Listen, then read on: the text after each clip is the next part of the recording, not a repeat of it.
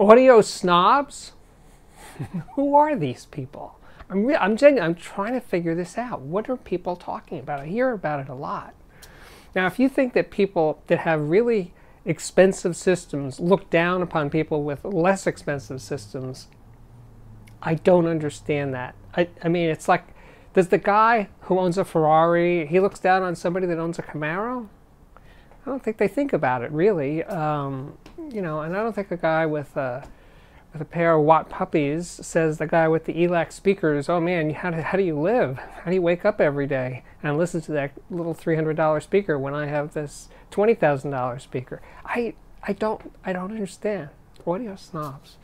Now, if you mean dealers who sell high-end audio and you've been to a dealer and you felt you were mistreated by a high-end dealer, that's another story. I don't think snobbery is at work there. I think they're running a business. They may have judged you, and maybe judged you wrongly, that you weren't a potential customer, and maybe you felt they were snobs.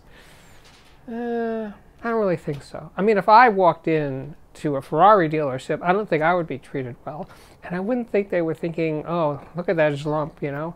No, they'd say, he's not, look at his shoes, look at his watch, look at him. He's not a Ferrari guy, and they would ignore me. And I wouldn't feel like they were being snobs to me. So it's a thing. I think maybe I'm projecting here. Maybe it's that if you have a nice little system and you feel less of an audiophile when you hear and read about and meet people with more expensive systems, I don't think you should feel that way. I don't really think so. I mean, you know, my standard for being an audiophile is completely wide open. Anybody who can listen to music some of the time without multitasking, in my book, is an audiophile. Being an audiophile is a state of mind. It's not the gear that you own. A guy with a $10,000 system isn't 10 times the audiophile of someone with a $1,000 system. There's not a rating scale here. It's either you are or you aren't. Most people aren't.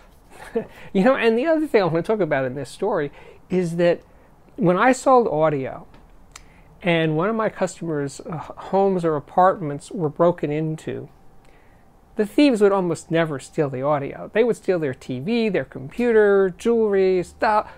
But the audio system that might have been more valuable than anything else in their apartment, no, they didn't steal that because they didn't see it as something of value. Normal people, non-audiophile people, don't see audio as anything particularly exotic or expensive or valued, you know. So you can't be just a walking around audiophile snob because your friends who aren't audiophile is going to be so enamored of your system. They could care less. It's not something that's prestigious. Like, again, like a Ferrari. If somebody owned a Ferrari, all their friends would say, oh my God, look how cool that guy is. He's like hot crap because he has a super duper car. People who are not audiophiles don't look at audiophiles with very expensive systems with any sense of envy. It just doesn't work that way. So where do these audiophile snobs come from? I'd like to meet some. So if you're an audiophile snob, please fill me in the comments section below this video.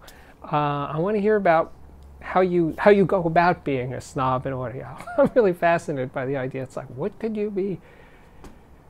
Anyway, you get the point. My name's Steve Guttenberg. This is the Audiophiliac Daily Show, which comes up daily. Please subscribe. Oh, and I haven't said this in a while. Check out the playlist. There's lots of playlists. There's playlists for speaker reviews, other audio reviews, recommended music, the ever-popular Audiophiliac of the Day, all kinds of good stuff there. Check around. There's over 500 episodes.